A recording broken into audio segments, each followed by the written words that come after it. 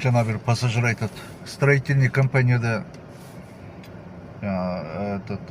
служба безопасностьта ошо жетекчи болуп иштейт окшойт да, мне кажется. Ошо кароолчуларды дейт, ишке адам кароолчу болуп иштеген келген адамдарды ишке алат экен, анан ошолорду көзөмөлдөйт экен.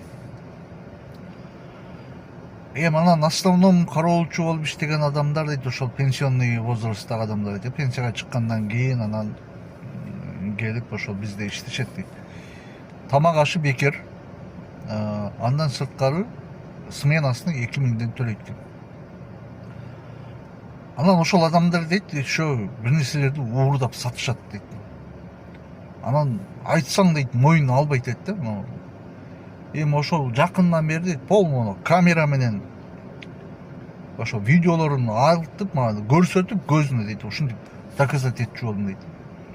Анда албагыла, тийбегиле, бул болбойт десең, бул жумуш сенен да калат. Анан кийин андай, мындай деп ушинтип дейт. Баягы бир моюн бербейт дейт дейчи. Мына карабайсыңбы? Ошол пенсионный возрасттагы адамдар деген булар ошол Советский Союздун тарбиясын алган адамдар да ошолорчу. Көрдүңөр, бул бир 60тан өтүп бир 70тин аякпаягындагы адамдар да. Келип алып, мына тамак ашы бекер экен, сменасына 2000 төлөйт экен. Ошого да ыраазы болбой, ошол жерден бир нерселерди уурдап сатышат экен. Карабайсыңбы?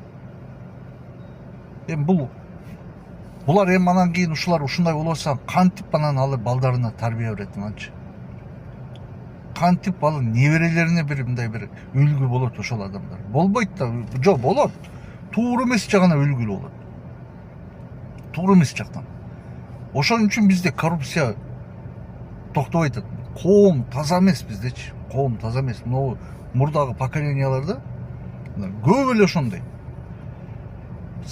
Мурдагы Советский Союздун территориясында жашаган адамдардын баардыгы ушундай болгон. Биз жерге ишке жумушка орношсо, шабашкасы бар бекен деп сурайт да ошондой. Шабашка бар бекен деп.